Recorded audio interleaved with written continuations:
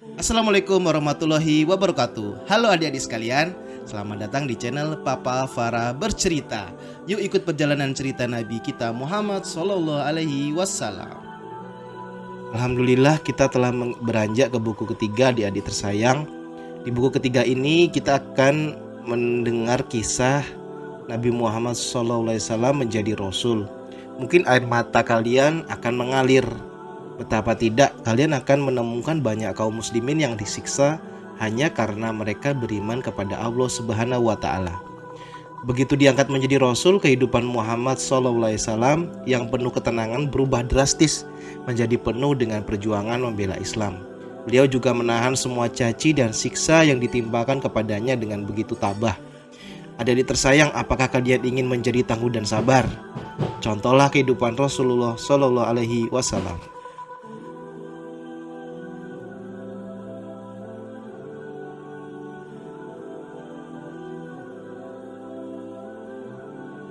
Di rumah, Bunda Khadijah tiba-tiba merasa khawatir dengan nasib suaminya.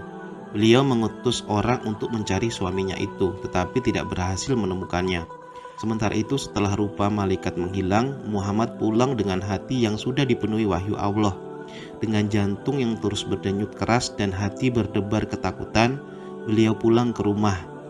"Selimuti aku," pinta Muhammad kepada Khadijah. Khadijah segera menyelimuti suaminya yang menggigil kedinginan seperti terkena demam. Setelah rasa takutnya mereda, beliau memandang Khadijah dengan tatapan mata meminta kekuatan dan perlindungan. "Khadijah, kenapa aku?" kata Muhammad. Kemudian Muhammad menceritakan semua yang telah terjadi. Beliau juga berkata bahwa dia takut semua itu bukan dari Allah, melainkan gangguan jin. "Wahai putra pamanku," jawab Khadijah penuh sayang, "bergembiralah dan tabahkan hatimu. Demi dia yang memegang hidup Khadijah, aku berharap kiranya engkau akan menjadi nabi atas umat ini. Sama sekali Allah tak akan mencemoohkanmu, sebab engkaulah yang mempererat tali kekeluargaan dan jujur dalam berkata-kata. Engkau selalu mau memikul beban orang lain dan menghormati tamu serta menolong mereka yang dalam kesulitan atas jalan yang benar." Adik-adik tersayang, kata-kata Bunda Khadijah itu menuangkan rasa damai dan tentram ke dalam hati suaminya yang sedang gelisah. Bunda Khadijah benar-benar yakin bahwa suaminya itu bukan diganggu jin. Beliau malah memandang suaminya itu dengan penuh rasa hormat. Muhammad pun segera tenang kembali. Beliau memandang Bunda Khadijah dengan penuh kasih dan rasa terima kasih. Tiba-tiba sekujur badannya terasa amat letih dan beliau pun tertidur lelap. Adik-adik tersayang, sejak saat itu berakhirlah kehidupan tenang seorang Muhammad. Mulai saat itu kehidupan penuh perjuangan keras dan pahit akan dilaluinya sebagai seorang Rasul utusan Allah. Bunda Khadijah yang berasal dari kalangan bangsawan Mekah sadar betul bahwa suaminya kelak akan dibenci orang-orang kafir. Beliau berjuang di sisi suaminya, memilih Islam dan menjadi pengikut pertama. Bunda Khadijah menukar segala miliknya dengan kejayaan Islam yang tidak pernah beliau cicipi.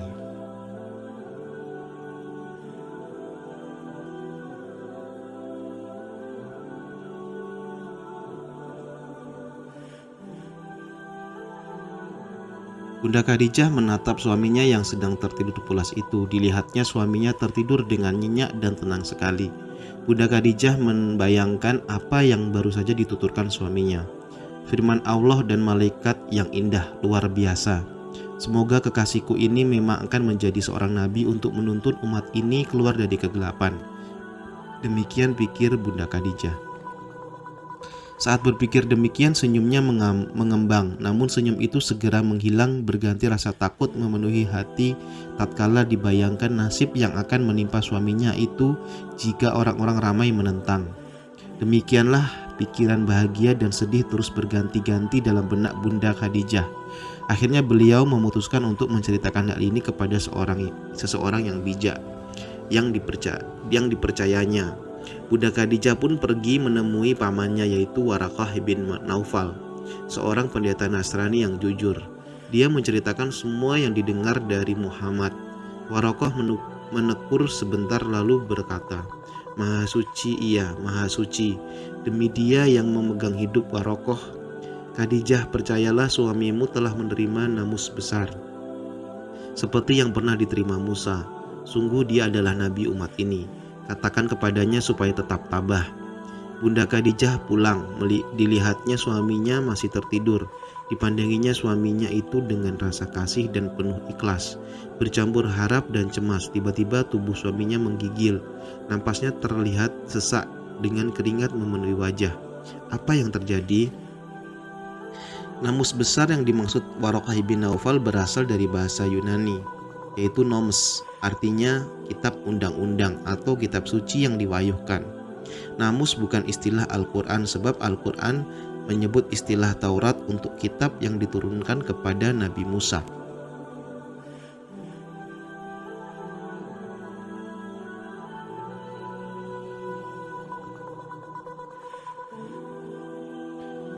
Muhammad yang kini telah menjadi Rasulullah terbangun karena mendengar malaikat Jibril datang membawakan wahyu kepadanya. "Hai orang-orang yang berkemul atau berselimut, bangunlah, lalu berilah peringatan dan agungkanlah Tuhanmu, dan bersihkanlah pakaianmu dan tinggalkanlah segala perbuatan yang keji. Dan janganlah engkau Muhammad memberi dengan maksud memperoleh balasan yang lebih banyak, dan karena Tuhanmu lah bersabarlah." Surat Al-Mudathir ayat 1-7. Bunda Khadijah memandang Rasulullah SAW dengan kasih yang bertambah besar. Beliau perlahan mendekati suaminya. Bunda Khadijah dengan lembut memintanya agar kembali tidur. "Waktu tidur dan istirahat sudah tidak ada lagi, Khadijah." Demikian jawab Rasulullah SAW. "Jibril membawa perintah supaya aku memberi peringatan kepada umat manusia, mengajak mereka dan supaya mereka beribadah hanya kepada Allah. Namun siapa yang akan kuajak, siapa pula yang akan mendengarkan?" Bunda Khadijah cepat-cepat menenteramkan hati suaminya. Diceritakannya apa yang tadi dikatakan Waraqah. Dengan penuh semangat, Bunda Khadijah menyatakan diri sebagai orang yang mengimani Rasulullah SAW. Adik-adik tersayang, dengan demikian tercatat dalam sejarah bahwa orang pertama yang memeluk Islam adalah Bunda Khadijah. Untuk lebih menenteramkan Rasulullah SAW, Bunda Khadijah meminta suami tercintanya itu memberitahu dirinya apabila malaikat datang. Adik-adik tersayang, kemudian Jibril memang datang, tetapi hanya Rasulullah SAW yang dapat melihatnya. Bunda Khadijah duduk di sebelah kiri Rasulullah SAW, lalu pindah ke sebelah kanan beliau. Malaikat Jibril terlihat oleh Rasulullah SAW, namun ketika Bunda Khadijah melepas penutup wajahnya, Rasulullah SAW melihat sang malaikat menghilang. Dari kejadian itu, Bunda Khadijah merasa yakin bahwa yang datang itu benar-benar malaikat, bukan jin. Adik-adik, tidak seperti Nabi Musa yang dapat membelah laut dan Nabi Saleh yang dapat mengeluarkan unta dari batu. Mujizat terbesar Nabi Muhammad SAW adalah Al-Quran. Oleh karena itu, cara Nabi Muhammad SAW berdakwah agak berbeda dengan Nabi yang lain. Jika Nabi yang lain bisa membuat orang yakin dengan melihat mujizat, Nabi Muhammad SAW harus mengajak orang lain berpikir dan mengambil kesimpulan yang benar.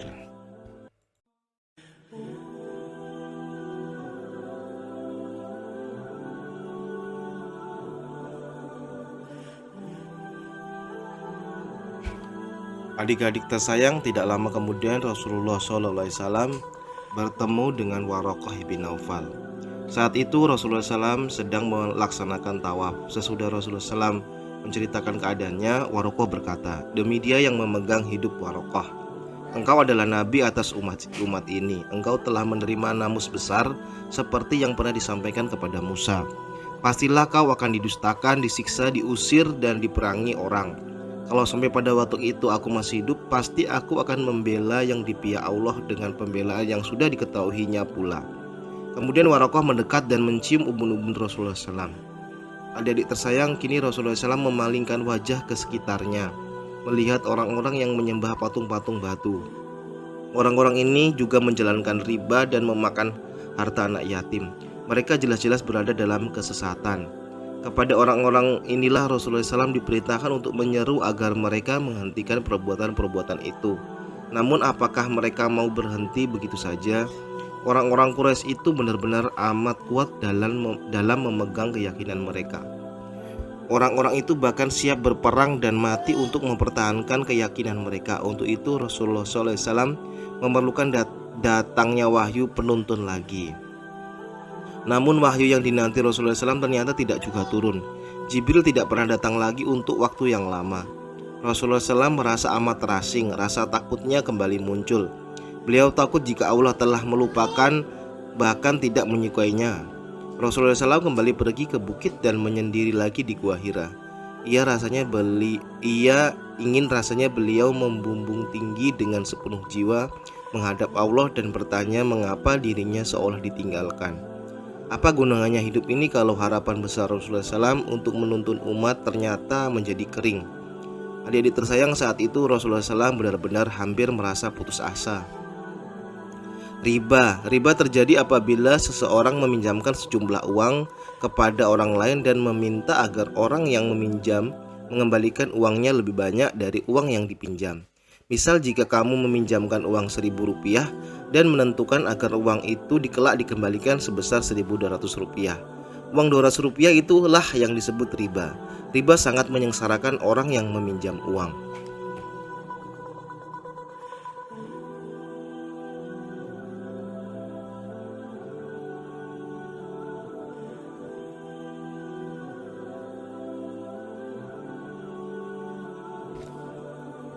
Tiba-tiba wahyu itu turun. Demi waktu duha ketika matahari naik sepenggalah, dan demi malam apabila telah sunyi, Tuhanmu tidak meninggalkan engkau Muhammad dan tidak pula membencimu, dan sungguh yang kemudian itu lebih baik bagimu daripada yang permulaan. Dan sungguh kelak Tuhanmu pasti memberikan karunia-Nya kepadamu sehingga engkau menjadi puas. Bukankah Dia mendapatimu sebagai seorang yatim, lalu Dia melindungimu, dan Dia mendatangimu sebagai seorang yang bingung, lalu Dia memberikan petunjuk, dan Dia mendapatimu sebagai seseorang yang kekurangan, lalu Dia memberikan kecukupan. Maka terhadap anak yatim janganlah engkau berlaku sewenang-wenang, dan terhadap orang yang meminta-minta janganlah engkau menghardiknya, dan terhadap nikmat Tuhanmu hendaklah engkau menyatakan dengan bersyukur. Surat Ad-Duha ayat 1-11. Adik-adik tersayang, rasa cemas dan takut di hati Rasulullah SAW kini hilang sudah. Betapa damainya firman Allah itu terasa di hati beliau. Rasulullah SAW harus menjauhi setiap perbuatan mungkar dan membersihkan pakaian. Beliau harus mengajak orang mengingat Allah. Beliau harus tabah menghadapi gangguan. Tidak boleh menolak orang yang meminta bantuan dan berlaku lembut kepada anak yatim. Allah juga mengingatkan bahwa dulu Rasulullah SAW yatim, lalu Allah melindunginya lewat asuhan kakeknya Abdul Muthalib dan pamannya Abu Thalib. Dulu Rasulullah SAW hidup miskin, lalu Allah memberinya kekayaan. Allah pula yang telah menyandingkan beliau dengan Bunda Khadijah yang menjadi kawan semasa muda, yang menyiapkan semua kebutuhan ketika beliau bertahanuts, kawan semasa kerasulan, kawan yang penuh cinta kasih, yang memberi nasihat dengan rasa kasih sayang. Allah telah mendapati Rasulullah SAW tidak tahu jalan, lalu diberinya beliau petunjuk kenabian. Cukuplah semua itu. Hendaklah mulai sekarang Rasulullah SAW mengajak orang kepada kebenaran sedapat mungkin, sekuat mungkin. Adik-adik tersayang, lalu Allah mengajarkan Rasulullah SAW ibadah yang pertama. Tahukah kalian ibadah apakah itu? Asbabun nuzul berarti sebab-sebab turunnya ayat-ayat Al-Quran. Contoh surat Al-Lahab, karena perlakuan buruk Al-Lahab kepada Rasulullah SAW dan kaum muslimin, maka turunlah surat Al-Lahab.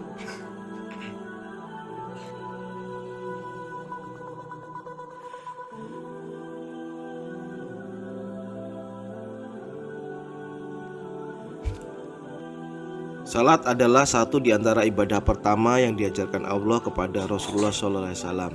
Suatu saat ketika Rasulullah SAW dan Bunda Khadijah sedang melaksanakan sholat, datanglah Ali bin Abu Thalib.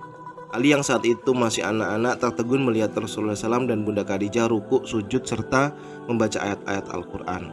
Kepada siapa kalian sujud? Tanya Ali ketika Rasulullah SAW dan Bunda Khadijah selesai sholat. Kini kami sujud kepada Allah, jawab Rasulullah SAW. Allah telah mengutusku dan memerintahkan aku mengajak manusia menyembah Allah. Kemudian Rasulullah SAW mengajak sepupunya itu untuk beribadah kepada Allah semata serta meninggalkan berhala-hala semacam Lata dan Uzza. Rasulullah SAW pun membacakan beberapa ayat Al-Quran yang membuat Ali bin Abu Thalib terpesona karena ayat-ayat itu demikian indah. Ali meminta waktu untuk berunding dengan ayahnya terlebih dahulu.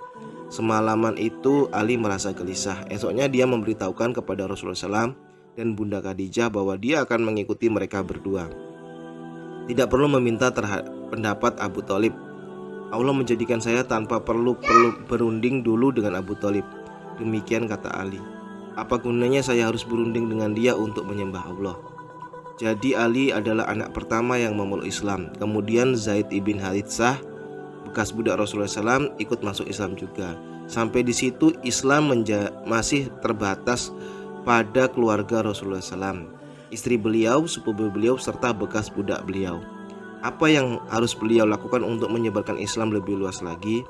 Beliau tahu betul betapa kerasnya dan betapa kuatnya orang-orang Quraisy menyembah berhala yang diwarisi dari nenek moyang mereka. Walau demikian Islam ini harus disebarkan.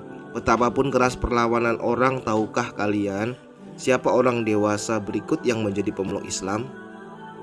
Salat adalah ibadah yang terdiri atas perkataan dan perbuatan yang dimulai dengan takbiratul ihram dan diakhiri dengan memberi salam. Menurut bahasa, salat berarti doa untuk kebaikan.